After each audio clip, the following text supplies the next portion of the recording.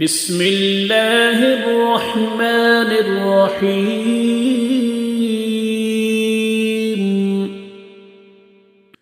إنما يستجيب الذين يسمعون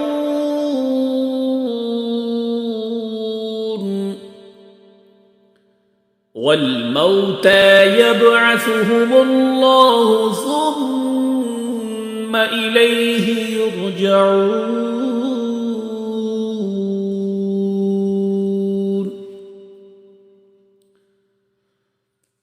وقالوا لولا نزل عليه آية من ربه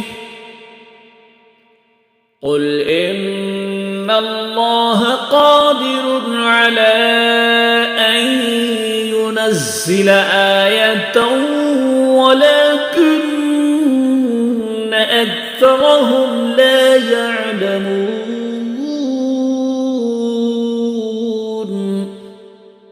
وما من دابة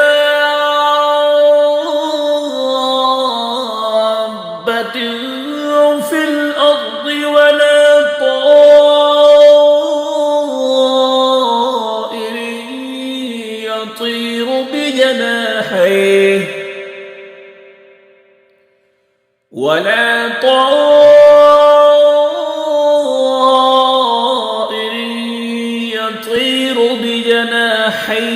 إلا أمثالكم ما فرطنا في الكتاب من شيء ثم إلى ربهم يحشرون.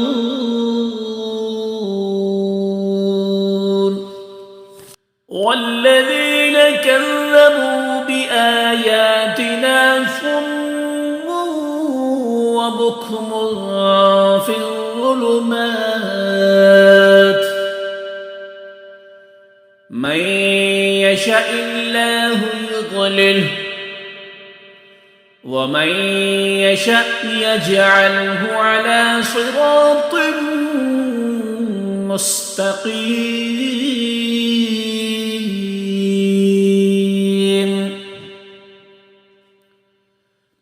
قل أرأيتكم إن أتاكم عذاب الله أو أتتكم الساعة أغير الله تدعون إن كنتم صادقين.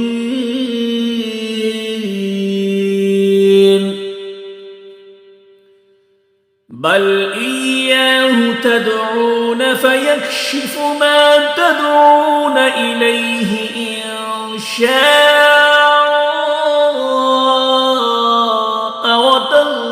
وتنسون ما تشركون.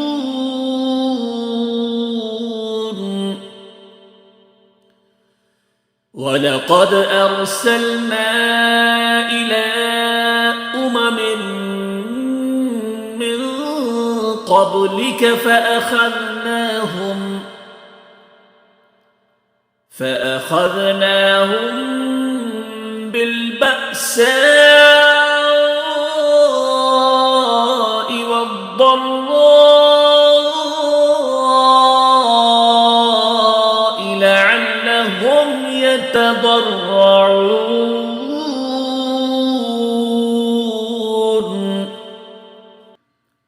فلولا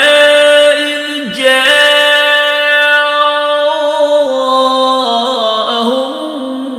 بأسنا تضرعوا ولكن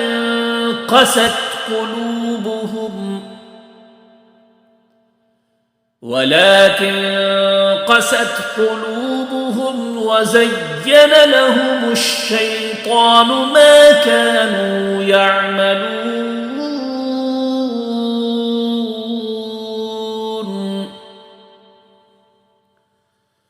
فلما نسوا ما ذكروا به فتحنا عليهم أبواب كل شيء حتى إذا فرحوا بما أوتوا أخذناهم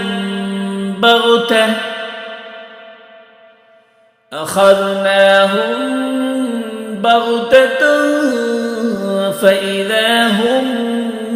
مبلسون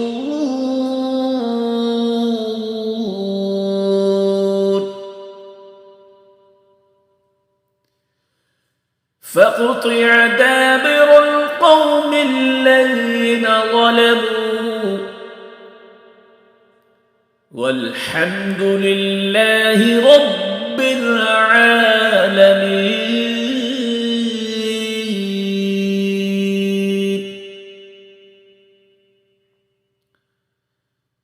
قل أرأيتم إن أخذ الله سمعكم وأبصاركم وختم على قلوبكم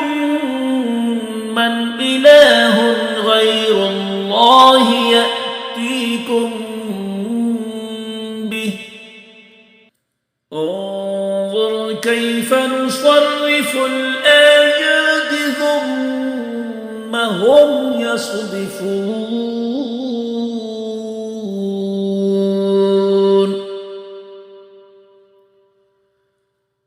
قل أرأيتكم إن أتاكم عذاب الله بغتة أو جهرة هل يهلك إلا القوم الظالمون.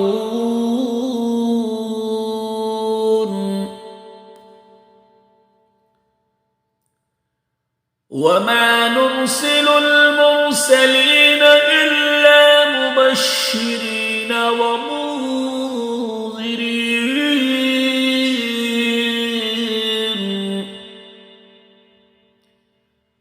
فمن آمن وأصلح فلا خوف عليهم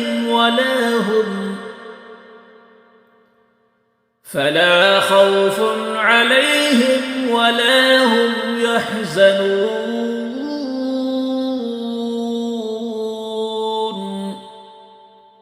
والذين كذبوا بآياتنا يمسهم العذاب بما كانوا يفسقون.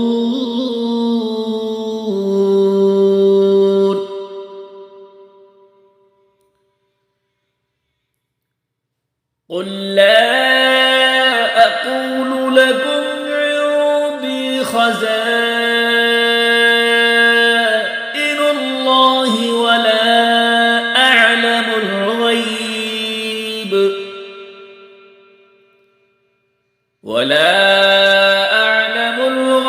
ولا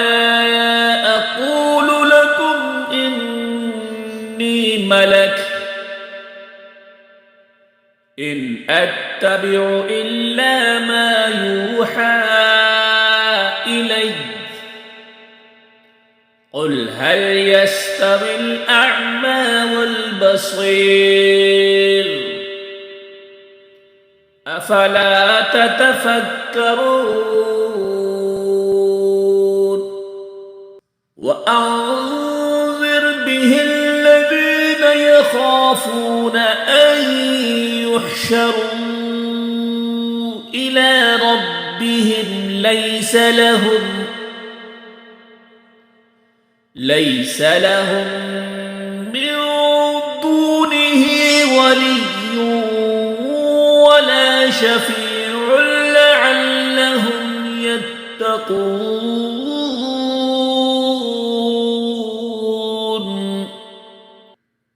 ولا تطرد الذين يدعون ربهم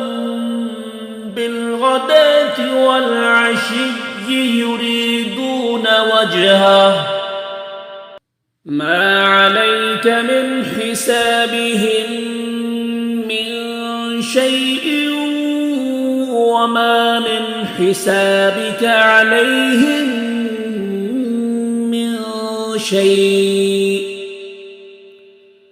من شيء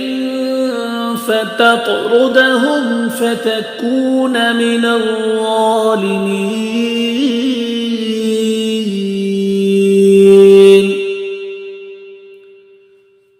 وكذلك فتنا بعضهم ببعض ليقولوا أهؤلاء من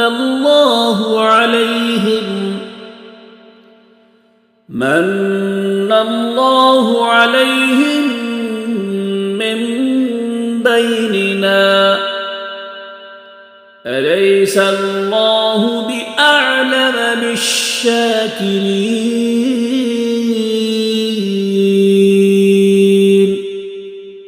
وإذا جاءك الذين يؤمنون بآياتنا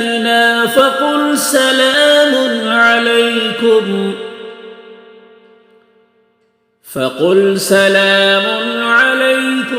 كتب ربكم على نفسه الرحمة أنه من عمل منكم سوءا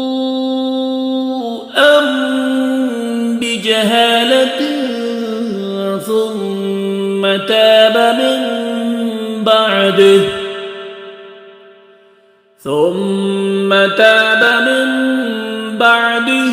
وأصلح فأنه غفور رحيم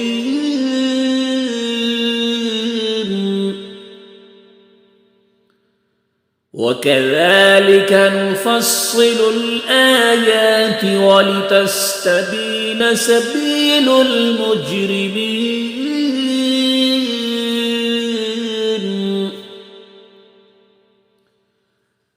قل إني نهيت أن أعبد الذين تدعون من دون الله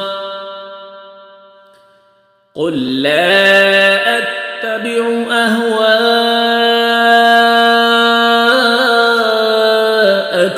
قد ضللت إذا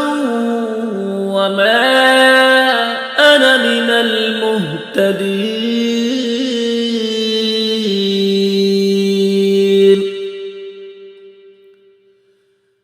قل إني على بينة من ربي وكذبتم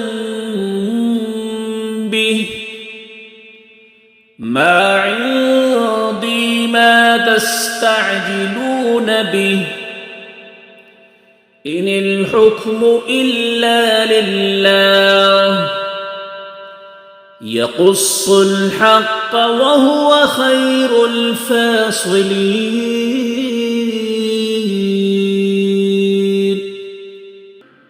قل لو أن عندي ما تستعجلون به لقضي الأمر بيني وبينكم والله أعلم بالظالمين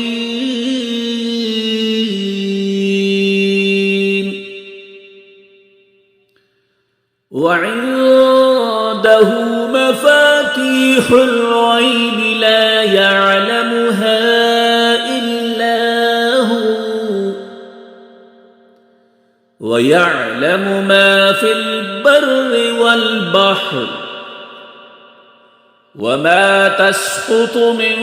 ورقة إلا يعلمها ولا حبة في ظلمات الأرض ولا رطب ولا يابس إلا في كتاب مبين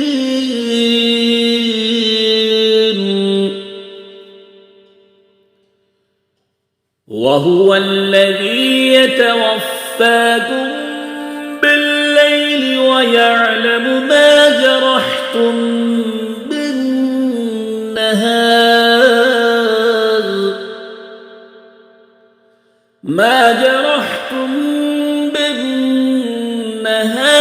ثم يبعثكم فيه ليقضى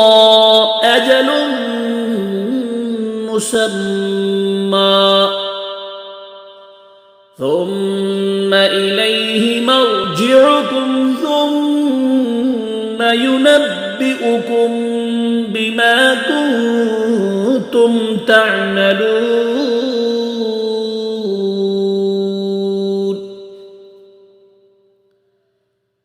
وهو القاهر فوق عباده ويرسل عليكم حفظه حتى إذا جاء أحدكم الموت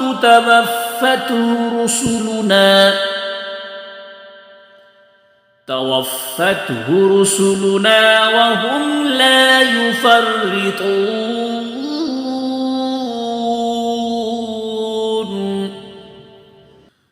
ثم ردوا إلى الله مولاهم الحق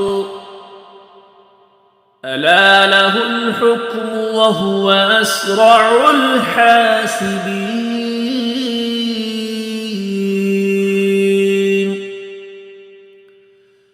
قل من ينجيكم من ظلمات البر والبحر تدعونه تضرعا وخفية لئن أنجانا من هذه لنكونن من الشاكرين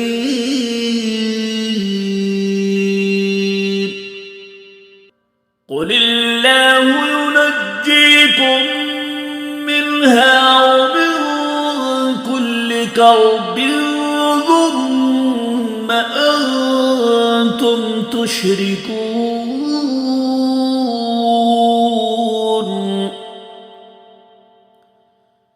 قل هو القادر على أن يبعث عليكم عذابا من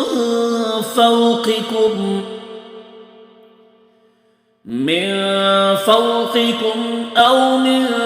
تحت أرجلكم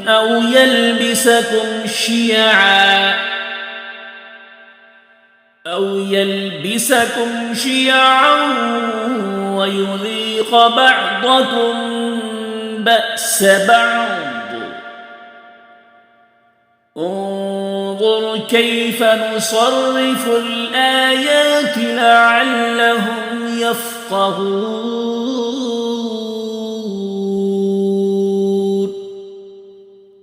وكذب به قومك وهو الحق قل لست عليكم بوكيل لكل نبأ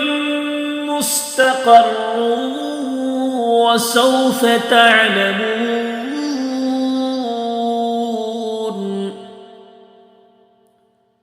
وإذا رأيت الذين يخوضون في آياتنا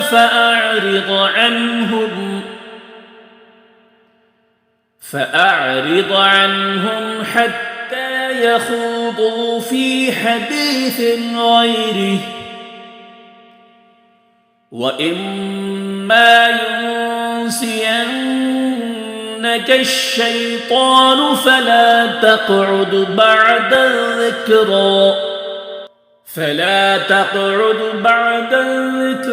مع القوم الظالمين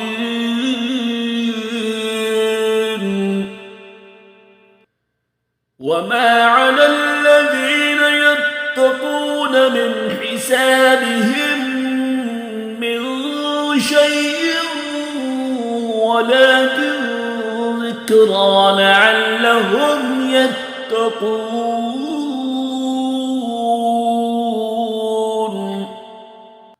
وذر الذين اتخذوا دينهم لعبا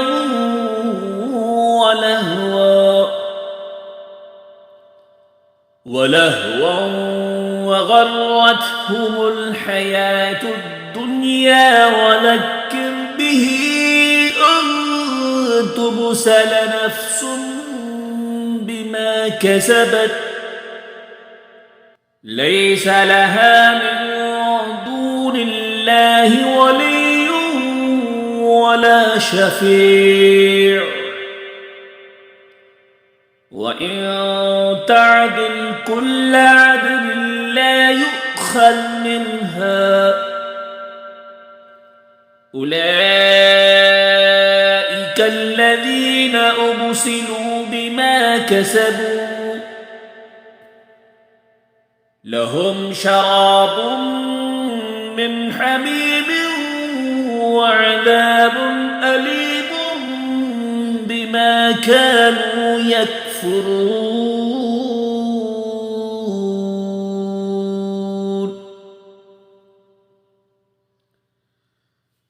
قل أندعو من دون الله ما لا ينفعنا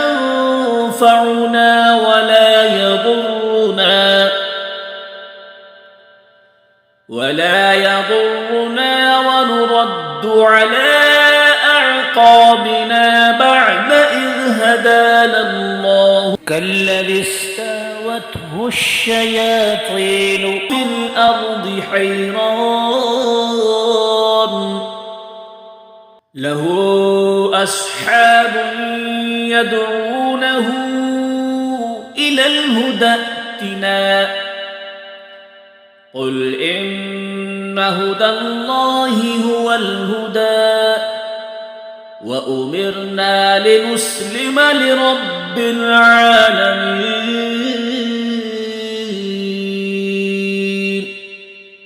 وأن أقيموا الصلاة واتقوه وهو الذي إليه تحشرون وهو الذي خلق السماوات والأرض بالحق ويوم يقول كن فيكون